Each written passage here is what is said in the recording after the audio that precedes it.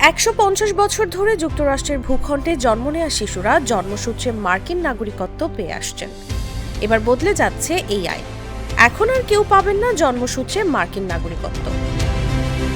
পূর্ব ঘোষণা অনুযায়ী যুক্তরাষ্ট্রের ৪৭তম প্রেসিডেন্ট হিসেবে শপথ নিয়ে প্রথম দিনেই বেশ কিছু চমক দিয়েছেন ডোনাল্ড ট্রাম্প। তার একটি হচ্ছে জন্মসূত্রে যুক্তরাষ্ট্রের নাগরিকত্ব পাওয়ার অধিকার বাতিল।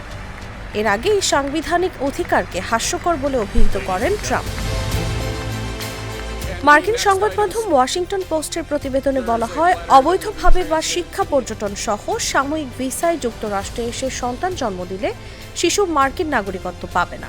তবে বাবা মায়ের কেউ আমেরিকান নাগরিক হলে সন্তান জন্মের পরই মার্কিন নাগরিক বলে স্বীকৃতি পাবে।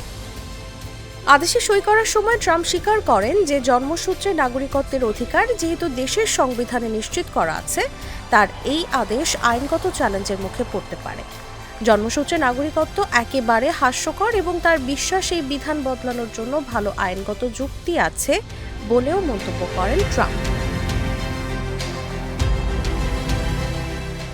চলুন জেনে নেই যুক্তরাষ্ট্রের জন্মসূত্রে নাগরিকত্বের নিয়মে কি আছে।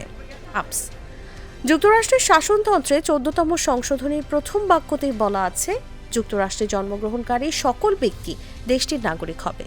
সে যুক্তরাষ্ট্রের বাইরে যেখানেই বসবাস করুক সেটা বিবেচ্য বিষয় নয়।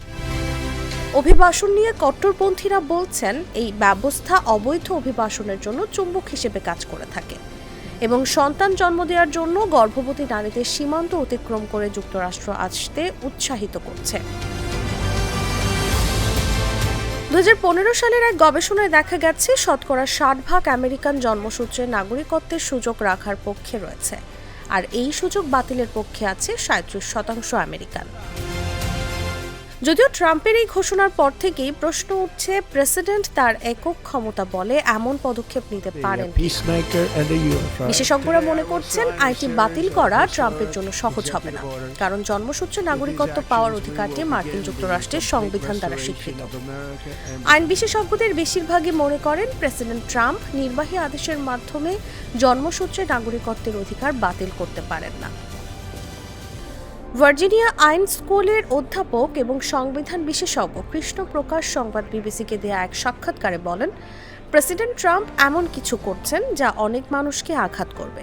তবে শেষ পর্যন্ত বিষয়টি আদালতে যাবে এবং আদালতে সিদ্ধান্ত দেবে বলে তিনি মনে করেন। ট্রাম্পের এই সিদ্ধান্তে কারা বিপদে পড়তে পারেন? ট্রাম্পের বিজয়ের পর নিজেদের ভবিষ্যৎ নিয়ে অনিশ্চয়তার মুখে পড়েছেন মার্কিন অভিবাসীরা, যাদের কয়েক লাখই ভারতীয়। ২০২২ সালের মার্কিন আদমশুমারি অনুযায়ী আমেরিকায় বসবাসকারী ৪৮ লাখ ভারতীয়ের মধ্যে ১৬ লাখেরই জন্ম যুক্তরাষ্ট্রে। এছাড়া এই তালিকায় আছেন কয়েক লাখ বাংলাদেশিরাও। ট্রাম্পের নতুন নীতির মাপকাঠিতে তাদের কেউই মার্কিন নাগরিকত্ব পাওয়ার যোগ্য নয়। তাসলিমা তিথি, জাগো নিউজ।